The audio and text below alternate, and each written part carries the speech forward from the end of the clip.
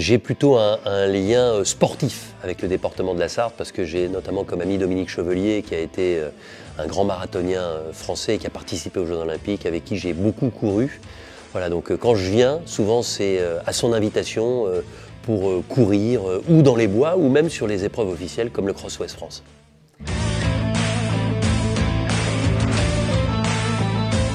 Ça représente beaucoup parce que c'est mon premier livre et c'était un rêve que j'ai réussi à assouvir, c'est-à-dire que je voulais écrire un livre, ça s'est fait, j'essaierai d'en écrire d'autres, mais voilà, j'ai profité de pas mal de temps libre à un moment, notamment à l'occasion du Covid, pour pouvoir recueillir voilà, toutes les informations concernant mon héros, Stanislas, ce militaire atteint d'un syndrome post-traumatique, et de raconter avec le plus de fidélité, j'espère, son histoire, héroïque parfois lorsqu'il est militaire sur le théâtre d'opération et parfois pathétique lorsque malheureusement ce syndrome post-traumatique l'entraîne dans des abus terribles, notamment aux côtés de son épouse.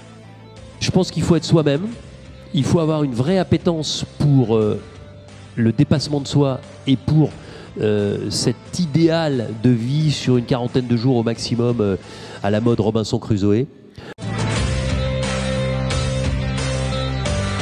Je suis en train d'écrire voilà, un autre livre qui est un peu plus personnel où voilà, j'ai eu le malheur de perdre mon père très jeune, et voilà, un peu plus de 30 ans.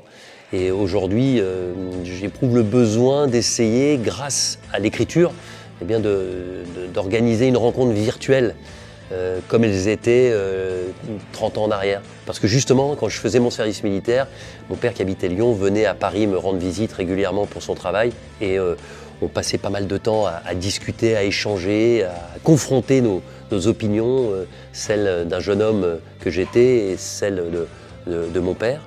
Et voilà, j'ai pas eu assez de temps, il est parti trop tôt malheureusement pour qu'on continue à évoquer tout ce qui nous passionnait dans la vie. Donc ce livre, c'est en fait la possibilité de le retrouver virtuellement face à moi avec une bonne bière pour se raconter la vie, qu'est-ce qui s'est passé en 30 ans, qu'est-ce qu'il a manqué et qu'est-ce qu'il nous a manqué à nous, les membres de sa famille.